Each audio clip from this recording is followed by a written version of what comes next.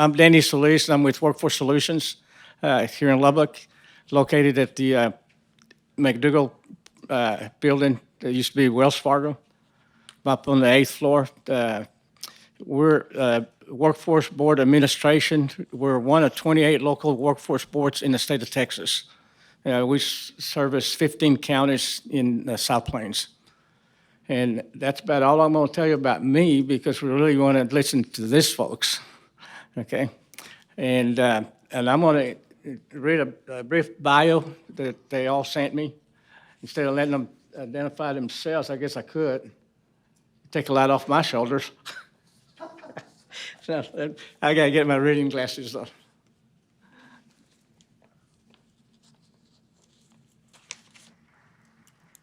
But before that, and I haven't looked at the brochure that was handed out when you came in. I know that the schedule's on there is wrong. I think they had me down like for 10:45, and that's a topic I know nothing about.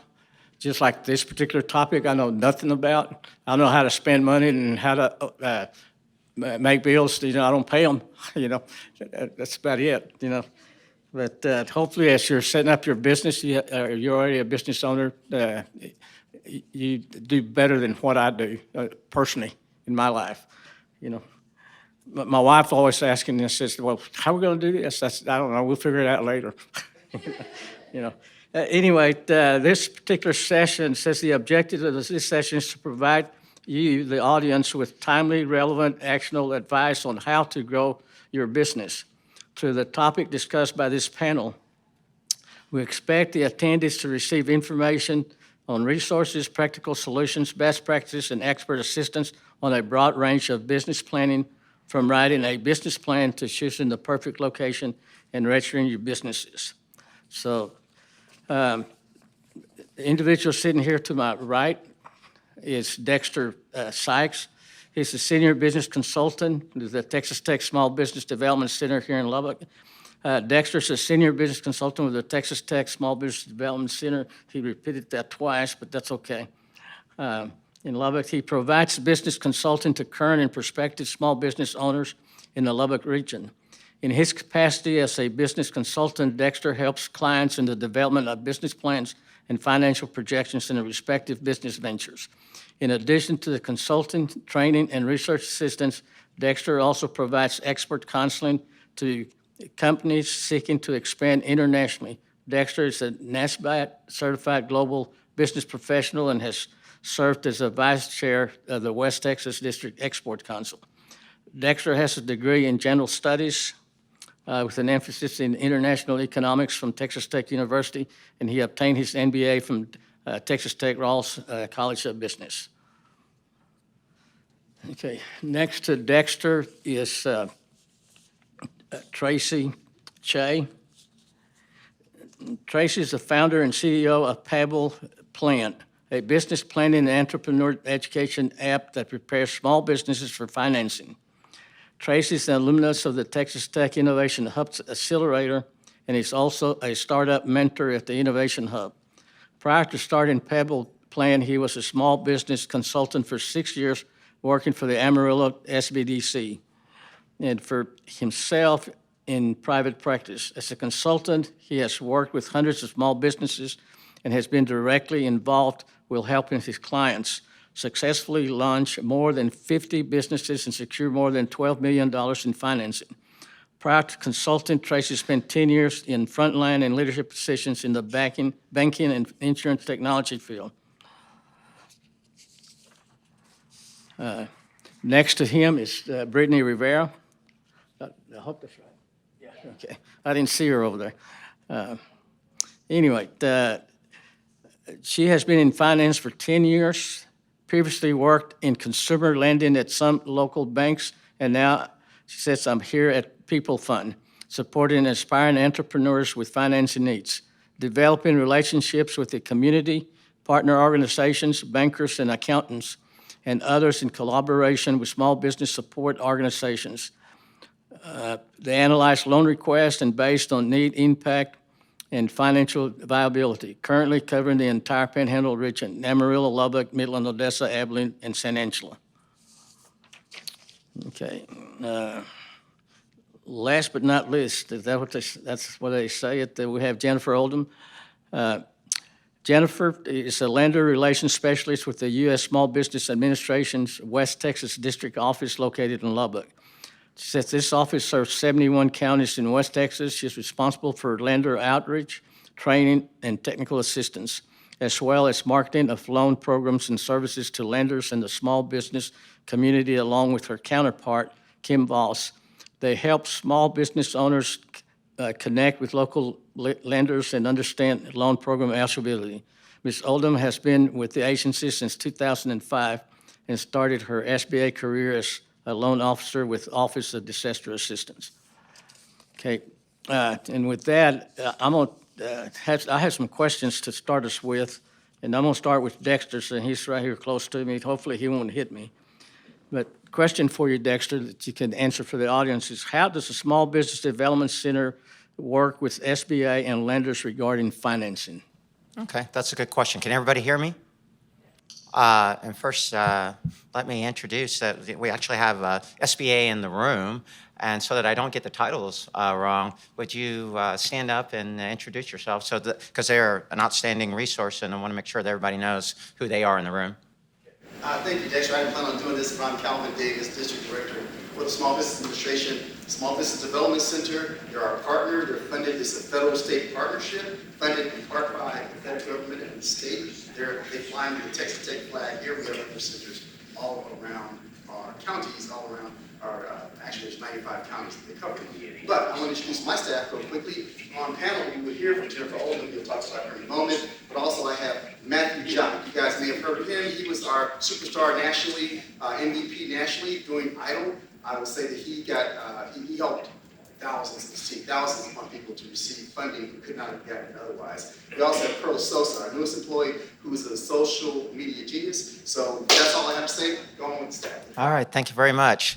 So you know SBA through the programs, and in particular, you know, some of the work that Matt did with regard to the PPP and the EIDL, and so you're probably very familiar with them. We are a resource partner, as Calvin said, of SBA. We work with them to help prepare. We're sort of the go-between between the lender and SBA and the borrower. You know, we help applicants that are trying to apply for a business loan. We help them with the financials. We help them with that presentation. They're going to put it in front of the bank and through the SBA. There is a format in which they're accustomed to seeing that. That's where we come in. Ours is an office that is, you know, it's a tax dollar at work. So our office is free, no charge for our one-on-one service. And primarily what we're working with is trying to help people start a business, grow their business, and in many cases, in order to do that, they need to work with the bank. So we are that sort of in-between piece that helps you prepare that presentation that may go to the lender and go to SBA. Okay, thank you, Dexter. Tracy, you chose not to pursue financing for your startup. Why not? In what situations would you recommend business not to seek financing? So I didn't seek financing for my business for two reasons. One, I didn't take equity financing because I didn't know how big my company could get, and I didn't want to give away too much or sell off too much equity early on.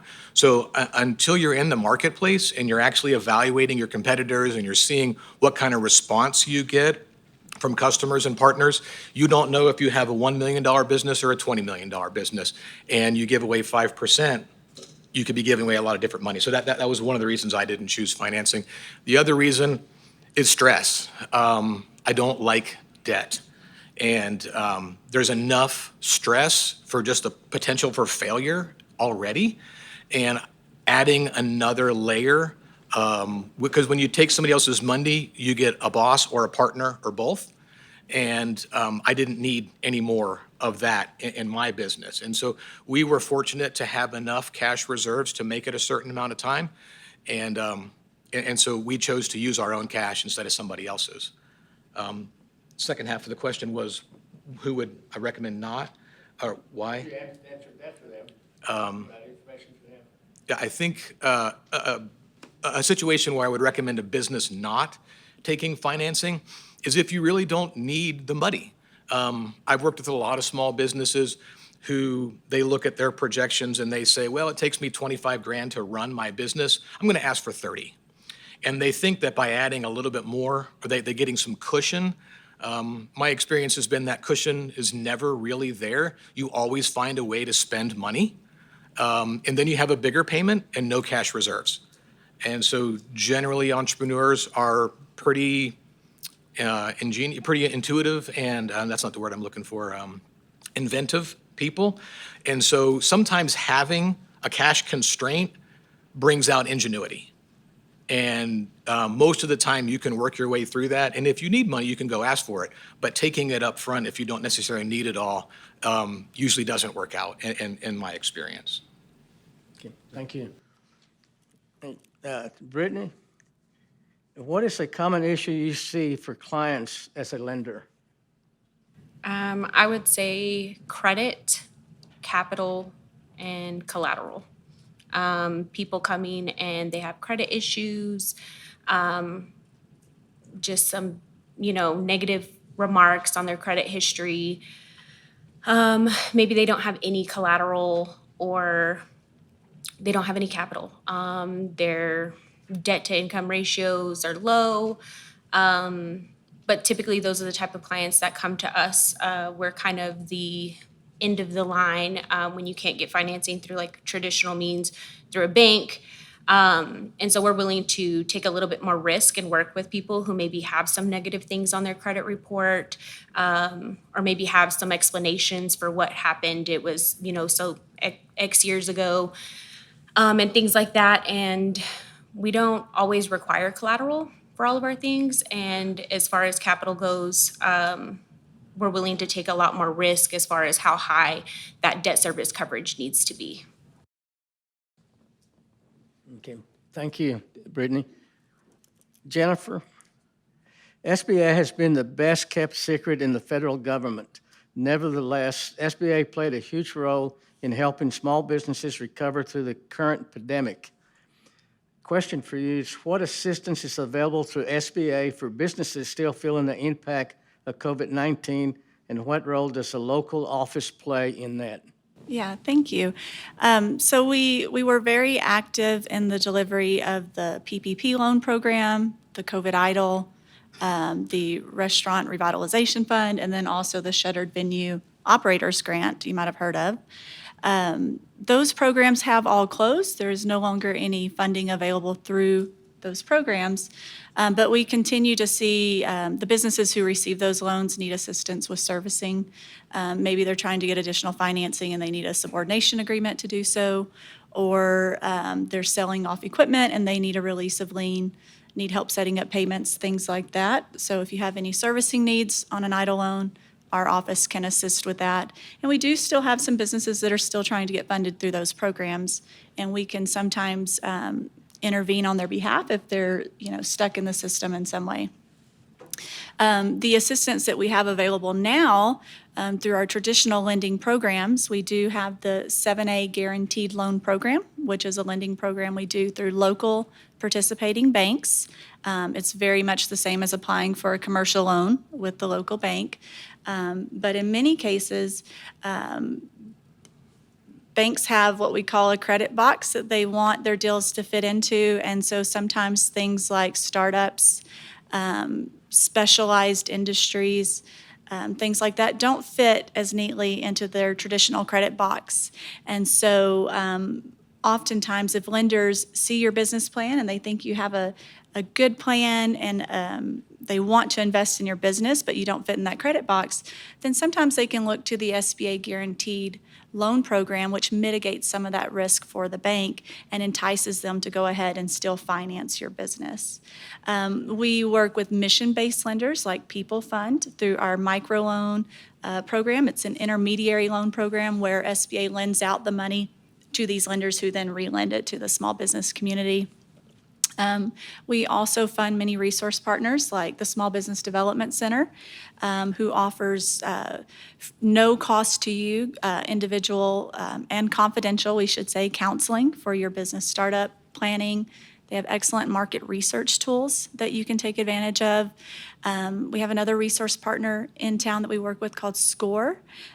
These are people in the local business community who have experience and can work with you one-on-one in, like as a mentor, right? And they also offer assistance with business planning and things like that. And then our office is kind of just the place you call to find out where to go and get help with stuff. So if you don't know where to go to file a DBA or to get your a business license, if you don't know where to get your sales tax, people will call us and we kind of just point you in the right direction, and we try to be a resource as best as we can. And then, of course, the most important thing I'm supposed to tell you is we connect small businesses and entrepreneurs with the local lenders. So one of my main jobs is maintaining contact with all the lenders. I do the marketing and outreach with them directly. I do their training. But also what I do is I keep up with who at the bank is invested in SBA lending, who knows our programs and is willing to do it. You never want, if you're seeking an SBA guaranteed loan, you don't want to just walk into any random bank branch and ask for their commercial loan officer. You want to call me first or my counterpart in the office and say, hey, who do you know at this bank that understands SBA lending? And we'll get you connected with the right person. It saves you a lot of frustration. And sometimes you go to a bank that's a great SBA lender, but you talk to the wrong person and you get a quick no when really you just needed to speak with someone else. So that is what we do. Thank you. I noticed Kelvin over nodding his head. He approves with everything you said. So Yes, if that's he does awesome. not, he will stand up and interject, so don't worry. You will get no wrong information from me. It will be swiftly corrected, so. Okay, thank you again. Yeah. Getting off script here just a minute, okay? Did anybody in the audience have any questions at this time to ask? If not, I'll continue. I've got a couple more questions for each one of them, but if you want to ask them anything right now, feel free to do so. Take your pick. Okay, there's one. Do you know anything about the Inflation Reduction Act? Is there going to be anything available there, or is it still early on? I don't. Calvin, would you like to take that one? Too early on. Anyone else? Brian, I'm surprised you're pretty quiet back there. You said you had a lot of questions. I'll take it. So 26 years ago, I did go through the SBA. We did have the SBA give us a loan for my business we started. We also got a loan from the bank. What about markets? Let's say hospitality. You don't have the collateral to do the land and the purchase and everything. How can you work a business plan to where it becomes acceptable to the bank? Let's just say when you want to get a loan for putting up a hotel or a restaurant or whatever in this town that you know would do well, and you've got the business plan to do it. What areas can we talk to with you, Dexter, and the SBA? How can we work where when you walk into somebody, you know you've got it work, you've already got partners on the hook that are willing to walk you through it, but how would somebody like Logan or myself walk in and say, I've got the plan, but what are my next steps to show that there's potential with the ROI that I've worked out? How can I get the funding for it based on my statistics? Yeah, so you mentioned, do you want to go first? Go ahead. No, go right ahead. So you mentioned hotel, so I'll take that. We have our two primary loan programs are the 7A loan program and the 504 loan program. 504 is for financing, it's long-term financing for fixed assets. So commercial real estate, large pieces of equipment that have a useful life of more than 10 years, things like that. So if you're looking to do a hotel, we would steer you towards our 504 loan program. If you're looking to do, say, a restaurant in a leased space, okay, that would be something we would steer you towards our 7A loan program. So it's really just knowing, first of all, what program is going to be the best fit for what I'm trying to do, and then what are those program requirements. If you're looking at doing a hotel with the 504, our 504 loan is a participation loan. We partner with CDCs, that stands for Certified Development Companies. They're also an SBA lender. They're non-bank lenders, okay? And so we would partner with them. You would have a bank lender and you would have a CDC lender, and they would partner together to help you finance that project. What it typically looks like is you get a construction loan from the bank, okay, for your construction. On a 504, we have a minimum equity injection of 10% for all of our 504s across the board. If you are a new business, it's an additional 5%. And for us, a new business is under 2 years old.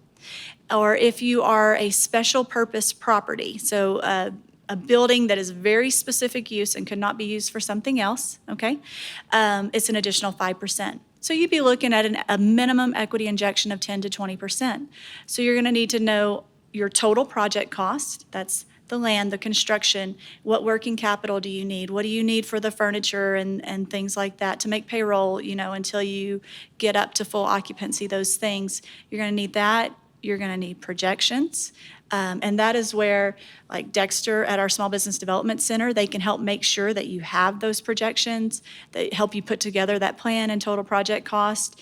One of our local lenders here, Kelly Davila, is here. She works with Caprock Business Finance Corp. They are one of our CDCs that do the 504 loan program. Anytime you're doing construction, we always say you need to first make that connection with your CDC and your lender. You never want to start a construction project and then go to the lender because getting all those invoices and receipts together after the fact or midway through the project is a nightmare. So you want to make those connections. And if you will simply call our office, I can talk to you and help you figure out, hey, is it 7A or 504? Do you already have a local banking relationship? Then I'm going to tell you who to reach out to over there. And I can usually tell you what CDC that bank prefers to work with. But our CDCs have statewide lending authority. So if you already know someone, you want to work with them, we can usually accommodate that. Thank you, Jennifer. Brian, does that answer your question? Did you get all of that now? Really? Okay, thank you. Yeah. I'm going to ask you. If I may just add, that was excellent go ahead. presentation. The things that you're looking for are with regard to, the project and the presentation. Remember, we're working on the minutia, the stuff that's going to go into the project, all that stuff that you're talking about that needs to go into the plan so that we can present to the lender, so we can present to the CDC. If it's a conventional, 7A loan, you're looking at an 80-20 split. The way the bank looks at these things is it's a project, right? And they're not going to finance 100% of it. They're going to want you to have skin in the game. People have heard that expression before. You're going to have to put up 20% equity towards the total project. Let's do a quick math. 100,000, you're going to need 20,000, right? That's going to be assets or things that are going to the project that the bank will recognize. That's your contribution. That's going to be a starting point, right? Because if you can't make that equity contribution, then the bank's not going to do the loan. They're not going to finance it 100%. They're going to expect you to put something into the project. When you're looking at that 504, because you got construction or real estate, it's a different split. You may only have to put 10% in on the project. And we were just talking beforehand about the 504 program because it's an excellent, program for, particularly right now or anytime. If you're looking at, a long-term asset, you're looking at some real estate that you can finance over a longer term. That conventional 7A loan, 7 years, 10 years, tops, depends on the bank. But I think that's going to be a 7-year note, whereas you can get 20, 25 years, on the eligible expenses that can go under a 504 without getting into that very minutia that I talked about. That's what we talk about at our office, so we can identify that, so you can see what your piece is going to be, so you can then put that in front of the CDC, put that in front of the bank. And I'll tell you, just to kind of tag on to what Dexter's saying, so why I didn't really talk much about the 7A guarantee. You may be asking, well, why would I want to go 7A? Well, like Dexter said, a lot of times the banks want an equity injection of 20%. But sometimes you have a good, solid business plan, but you only have 10%, or maybe you only have 15%. So what happens is the bank can then look to that 7A loan guarantee and still make you the loan, even though their credit policy says we require 20%. SBA's minimum equity injection is only 10%. And where they may only be able to do a 7 to 10-year note, SBA has longer maturities. So for example, machinery and equipment, we can do useful life of the equipment, whereas you may only get 3 to 5 years on a bank note for leasehold improvements, working capital, inventory, things like that, we can go up to 7 to 10 years, and banks may not do that long. And then, of course, if the major asset class you're financing is real estate, we can go up to 25 years on real estate. So you have the traditional bank lending, which you may not fit into, and then you have all the other possibilities under the 7(a) guaranteed program. Okay, thank you. Okay, go ahead. On that, but you have to occupy the property, right? Yes, so our programs are not for landlords or for lease space. We do have occupancy requirements, and our loans are made to operating companies, not to investors. So the 504 program, we have different occupancy requirements, whether it's a new construction or old. But if you're working on a project, we can get with you on the details about that. But you are correct, you do have, it is owner occupied to be eligible for our program. Yeah, just by a show of hands, how many of you own a business or thinking about opening a business? It's awesome. That's why you're in here. Thank you for attending. Dexter, I have a question for you. Yeah, Kelvin? Yes, I did want to ask a question. I wanted to say this is going to Brittany. Brittany is with the People Fund, and I got to say that we're just very thankful they're here because in addition to doing the 78504, they do something called the microloan program that was alluded to. And so many people come to us and they say, look, I want to start a business, but I don't need, the bank says if it's not over $100,000, they really can't help me. I don't have a lot of equity to put in, money to put in it. And the microloan program is geared towards the smaller businesses, 50,000 or less, she'll tell you about it. But I just wanted to say, Brittany, how is that going? First off, we're so excited you guys are here. And I wanted to have her plug her to ask how it's going so you can share that, especially if you're getting started. It's an amazing program. Definitely. It's going really well. There's a lot of need out there. Previously being in banking, a lot of bankers will not touch something if it's not over a certain amount because it doesn't make sense for them to put the same amount of time and effort into something and it's so much smaller. So sometimes they'll try to run it through as like a personal, but a lot of startup businesses are known for bootstrapping it at first. And so you don't always need a ton of capital, and you don't always want to go and get that hefty loan if you don't need that much. Our microloan is at 7%. I'll talk about our special programs later, but it goes all the way up to 50,000 and as low as 1,000. It's based off of a point system, so maybe you don't have that great of credit, but you have some collateral and you have enough of an outside source of income, or the business is existing and it's got enough money coming in to get enough points in all the areas. So we're looking at how much money is coming in if it's an existing from the business. If it's a startup, we're looking at if you have an outside source of income or if you have somebody that's willing to come and get on the loan with you, collateral. And none of these things are requirements. It's more or less if you're weaker in one area, that you're stronger in other areas to support the risk for approval. And so credit history, if you are existing, how long you've been in business, and then credit. And so again, it kind of provides you that opportunity that if you go to the bank, it's more or less, do you have the money coming in to pay for this? If you don't, okay, well then no. And for us, it's like, well, okay, so maybe you're a little bit weaker in that area, but maybe all of the funds are going to be used for collateral. You're going to be purchasing equipment or you're going to be purchasing inventory, or you have a vehicle that you can bring or something like that, and you have a strong credit score. Those are opportunities for you to be able to get approved in a program like that and not have to go and get a hefty interest rate somewhere else, because 7% is not a whole lot right now with prime jumping. We do have other special programs, which again, I'll touch on later, that can bring that interest rate down even more. But I've seen a lot of businesses in the Lubbock area and surrounding using that program because again, they don't have the need for a $100,000 loan. Maybe they only need 20 or 30,000 to kind of just get the business going, to get that injection in there. For anything under 50,000, we only require a 10% owner equity injection if you're a startup business.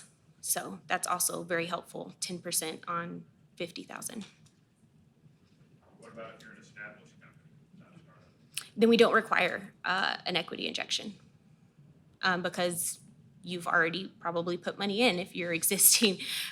So that's why it's not needed, but we need it for a startup just to show that you're just as confident and committed to your business that you're gonna be willing to put your own money into it and not just use ours. And so we wanna see that commitment and that confidence in the business that you're gonna be opening.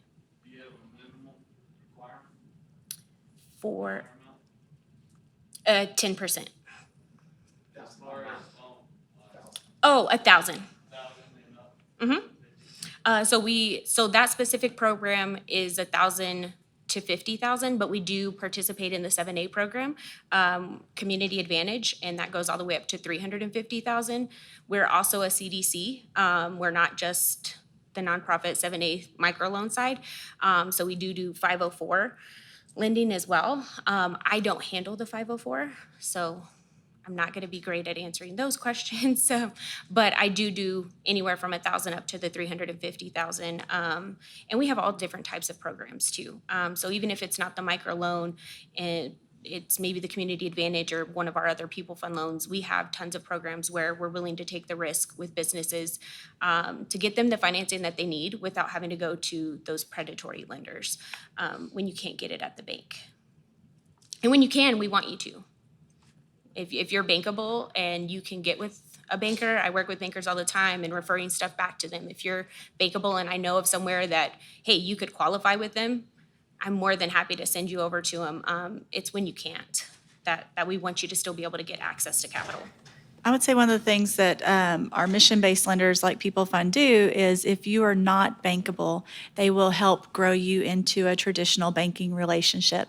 Because if you stay in business long enough, you need a relationship with your local bank. You're going to need a banker, even if it's just for your checking account that you do your payroll and your operations out of. You're going to need a relationship with the local bank.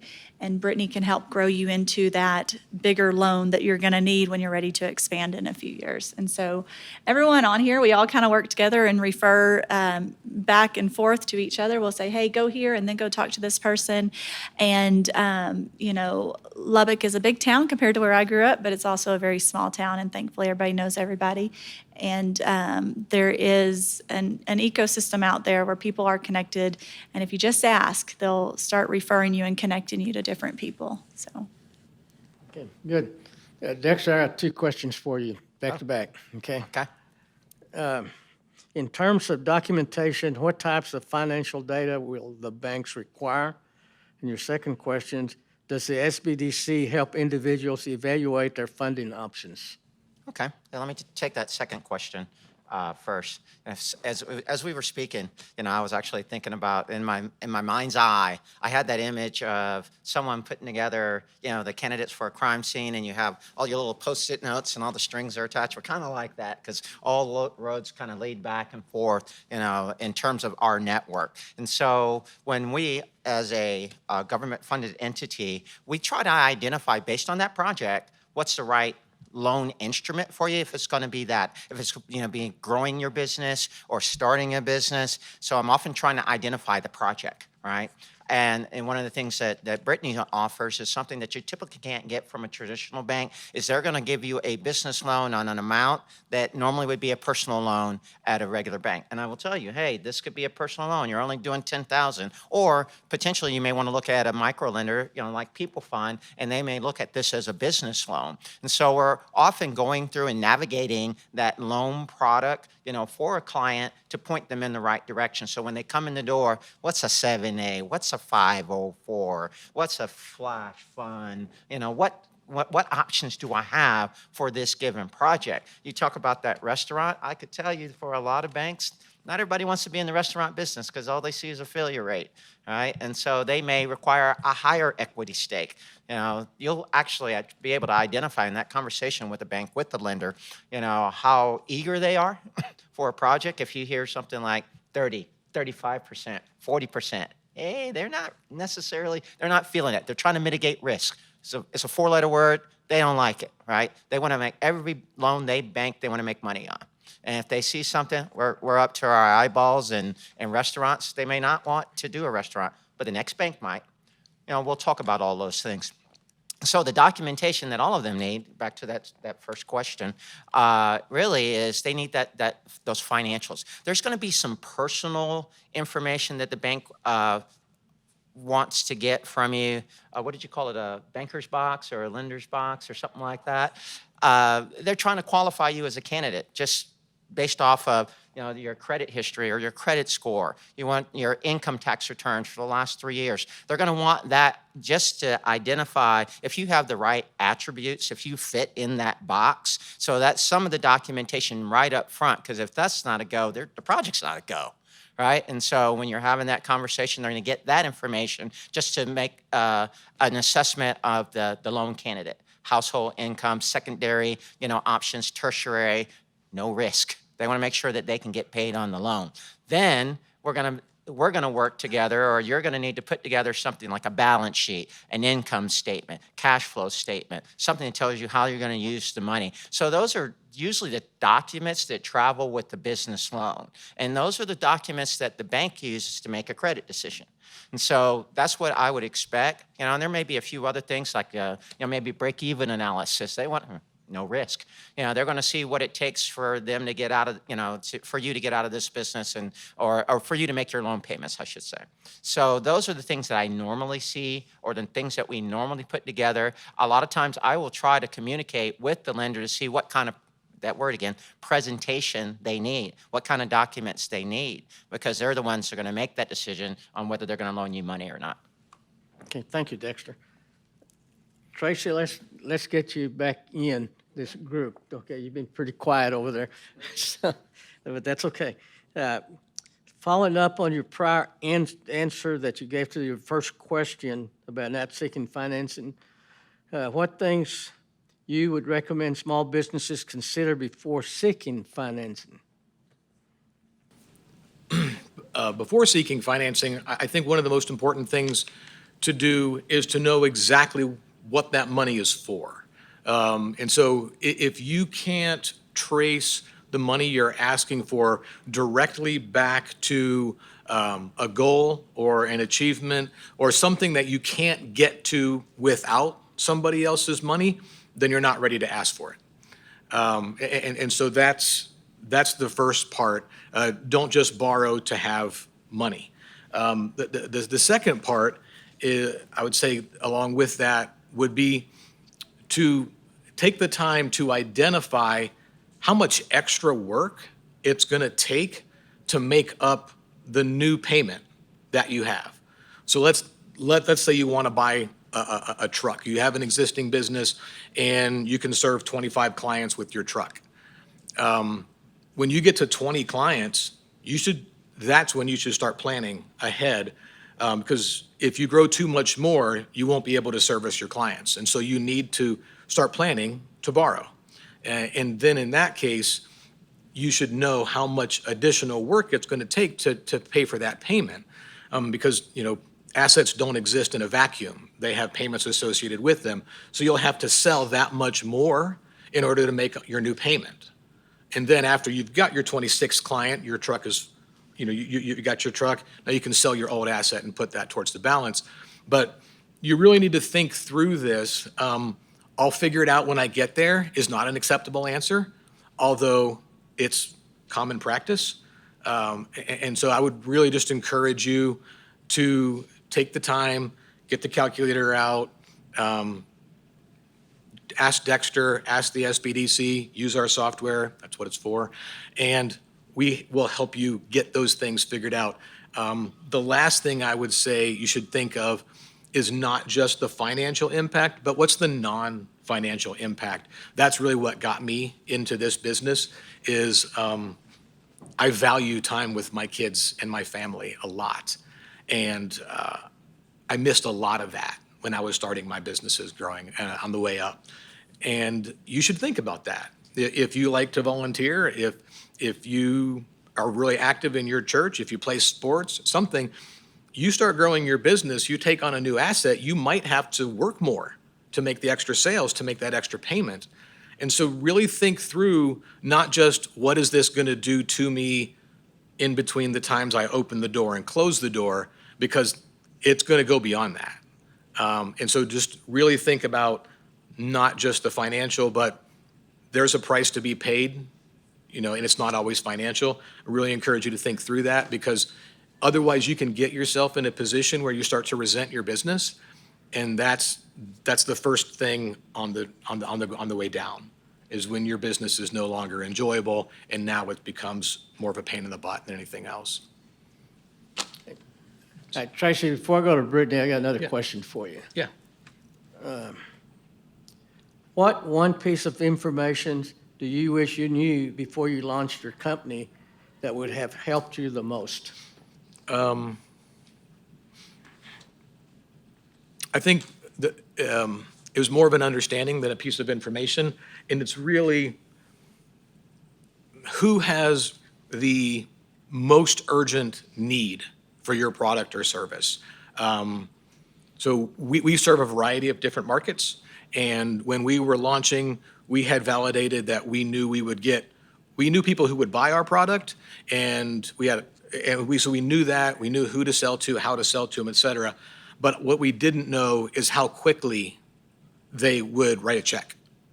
And so when you're looking for your market, when you're out there trying to find, especially if you're still starting, identify the people who have an urgent need. It's commonly called a hair on fire problem, something where they don't care if it's a perfect fit.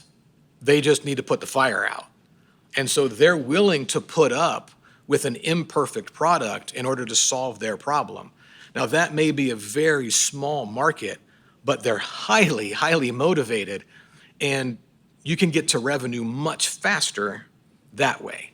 And so for our business, it's cost us about 6 months by trying to do too broad of a market early on. And then once we found the people who have a really pressing need for what we do, they come to the meeting with their checkbook. And so we'll tap that market out in the next year, but you get a lot more wins. And then when somebody asks you who you're working with, you've got a couple of names. So getting to revenue quickly, it's counterintuitive. You may think you want to address your biggest market first. You don't. You want to find the people who are about to blow up because their problem is so bad, and you can help fix it. And they will love you even if your product isn't ready yet. I wish I knew that. It would have saved me quite a bit of time and money. Thank you, Tracy.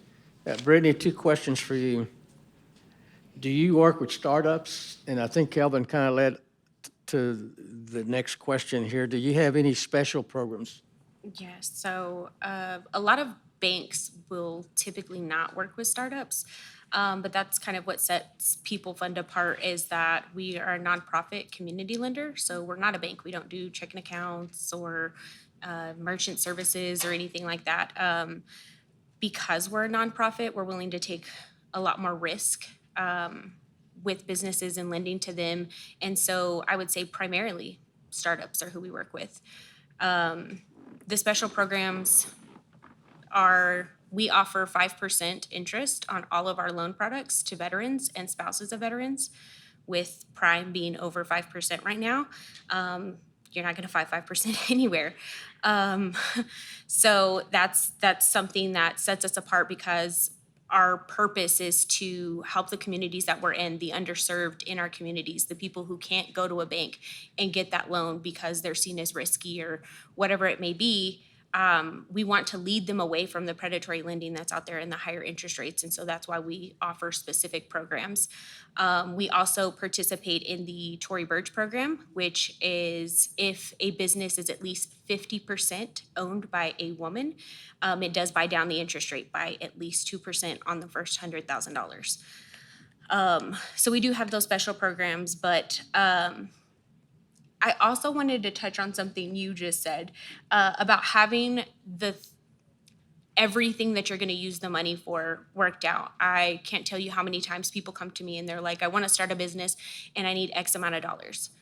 The first thing that your lender is going to ask you, what do you need that money for? What is it going to be used for? And if you don't have a set split out of exactly everything that it is, that tells me you're not prepared. Which is where SCORE or SBDC comes into play of helping you determine what exactly, thinking that process through of what exactly you need to get the doors open. But it also helps you determine your total project size, because I know Jennifer had mentioned earlier, it's that equity injection. Well, our equity injection is based off of your total project size. So it's not just if you're coming to me and you're getting a $50,000 loan, that's not your total project size. Your total project size would be if you're also going to put $5,000 of your own money into it, then your total project size is going to be $55,000, which would raise the 10% requirement. I think it's like $556 difference, but it's still, that's additional money. And when you're starting a business, every dollar counts. And so you really need to know that total project size, and what your money specifically is going to, how long it's going to last you. If you're getting inventory, is it for 3 months? Is it for 6 months? What are you anticipating the growth rate of your business being that you're going to have enough wiggle room to get there with those funds? And that's it. Okay, thank you, Brittany. Jennifer, along with startups, 2 questions for you. And the first one is, does SBA issue small business startup grants? And the second one is, does SBA have a non-disaster direct loan program? We do not offer business startup grants. Tell everyone you know. People call all the time and say, I'm calling about that startup grant. I heard the government gives grants to small businesses to help them get started. We do not. If you're ever super bored, there's a lovely government website called grants.gov, and you can play around there. That's where all the federal grants are posted. I have never once in my whole career with SBA had someone call me back and say, hey, I found this awesome grant on grants.gov. Thanks for sending me there. So we do not do grants to individuals. We do give grants to our resource partners. As Calvin said earlier, we partially fund the Small Business Development Center. We partner with SCORE.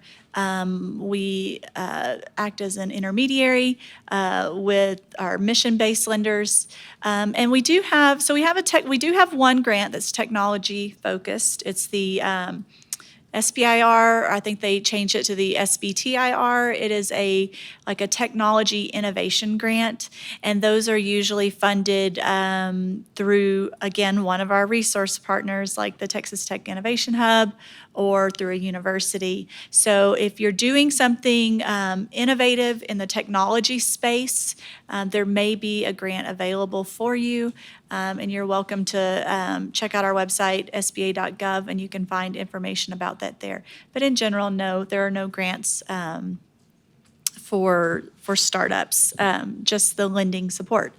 And then you asked about direct lending.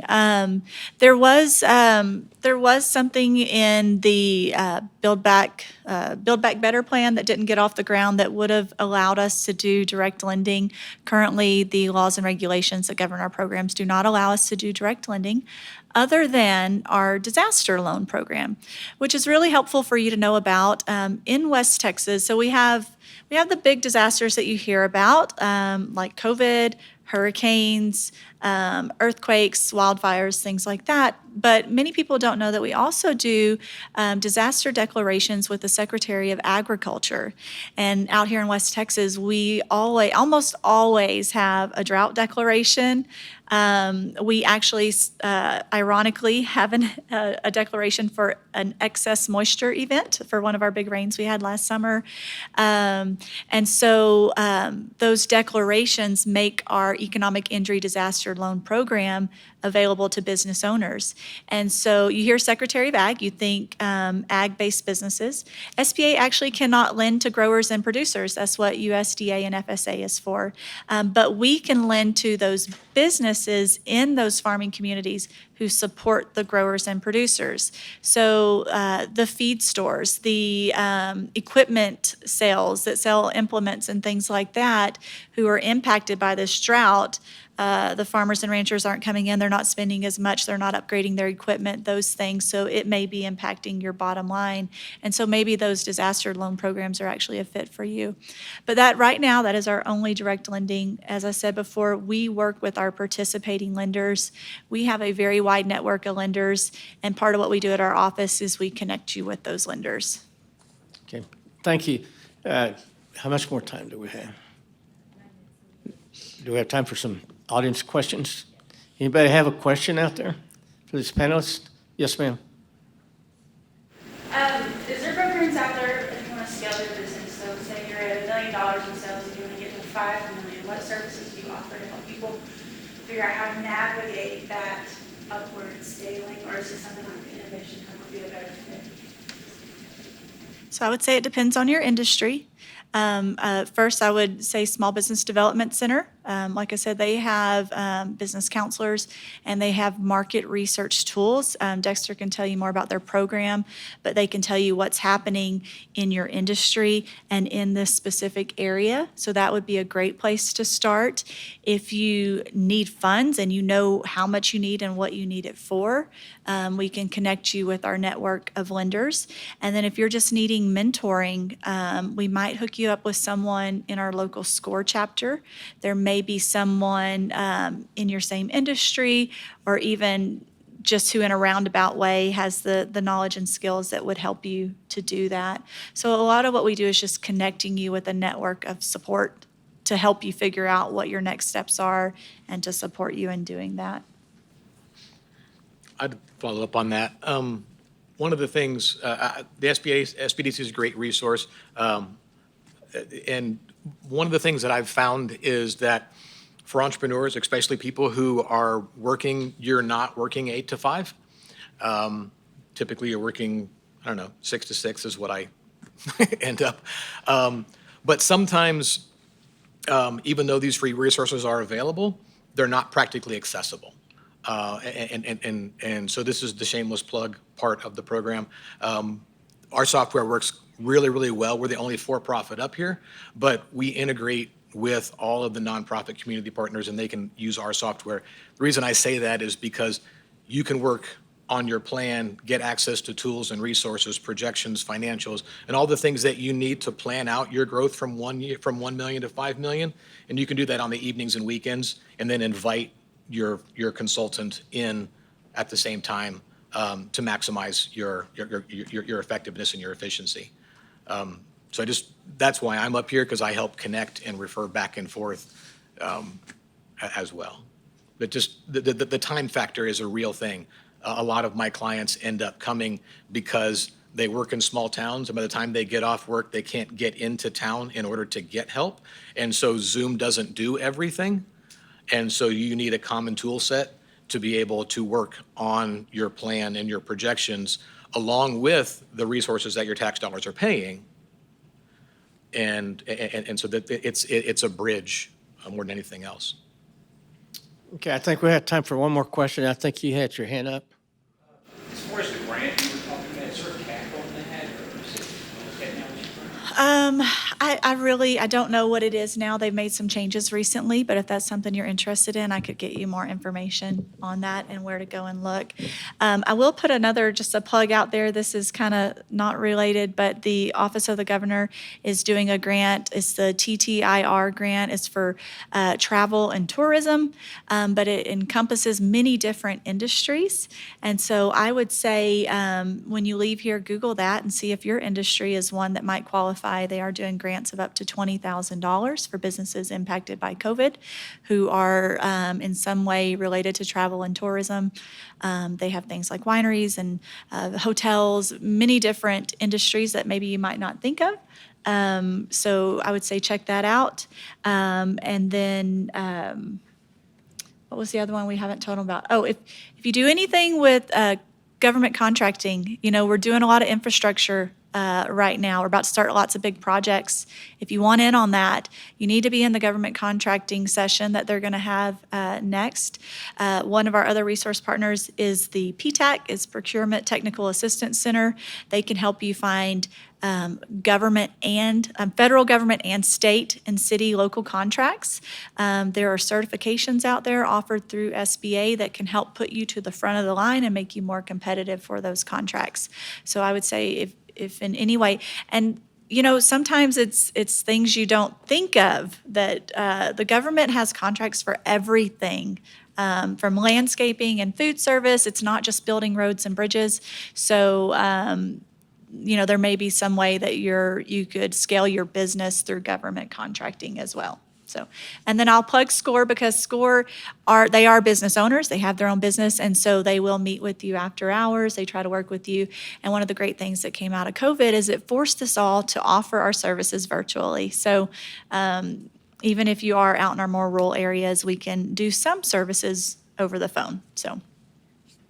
Thank you, Jennifer. And I want to thank you all for being here, for attending this particular session. I mean, you had a panelist that they're experts at what they do. And I hope that they gave you the information that you were looking for. And if not, remember, you've got a survey coming at the end of the session sometime this week or next week. You'll receive it via email. Is that right? Is it email, the survey? I was not told.